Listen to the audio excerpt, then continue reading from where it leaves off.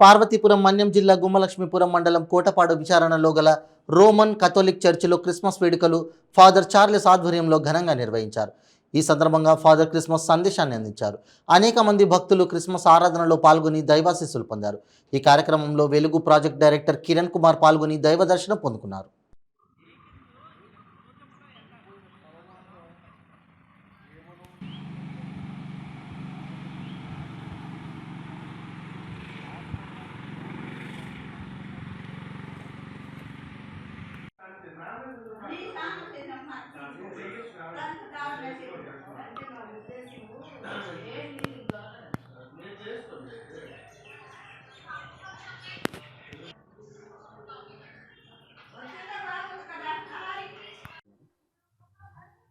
ఓకేనా.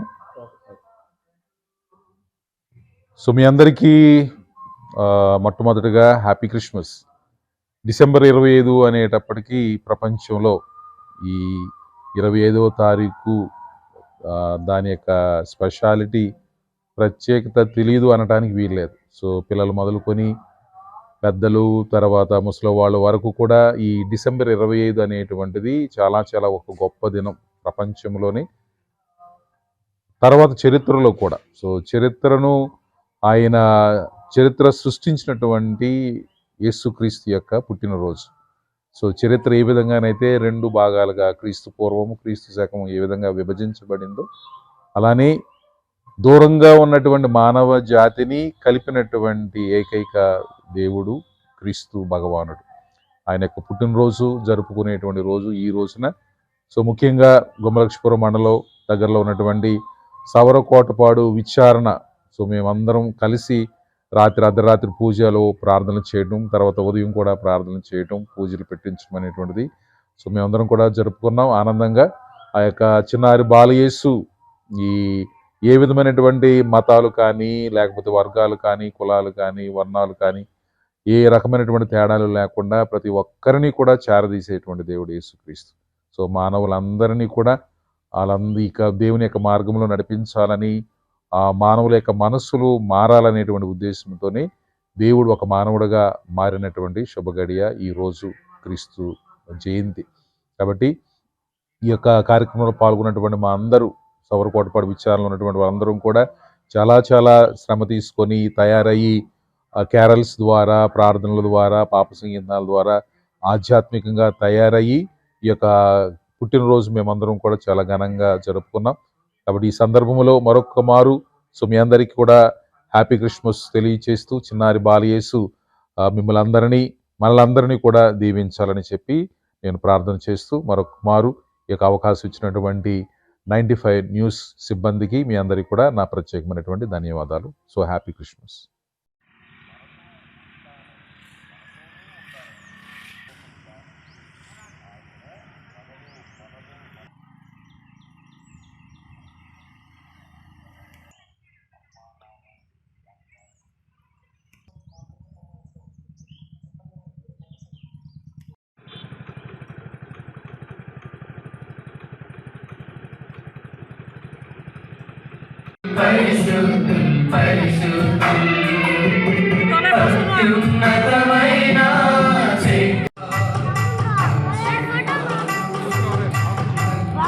మంచి మెసేజ్ ఇస్తాం.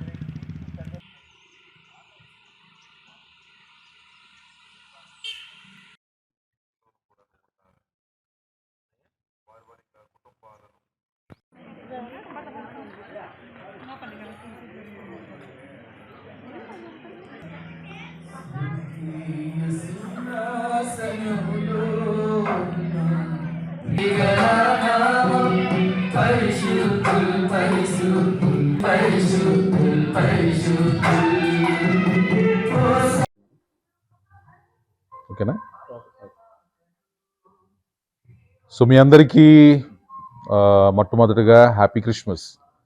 డిసెంబర్ 25 అనేటప్పటికీ ప్రపంచంలో ఈ 25వ తారీఖు దాని యొక్క స్పెషాలిటీ ప్రత్యేకత తెలియదు అనడానికి వీల్లేదు. సో పిల్లలు మొదలుకొని పెద్దలు, తర్వాత ముసలి వాళ్ళ వరకు కూడా ఈ డిసెంబర్ 25 అనేటువంటిది చాలా చాలా ఒక గొప్ప దినం ప్రపంచంలోని, తర్వాత చరిత్రలో కూడా. సో చరిత్రను ఆయన చరిత్ర సృష్టించినటువంటి యేసుక్రీస్తు యొక్క పుట్టినరోజు.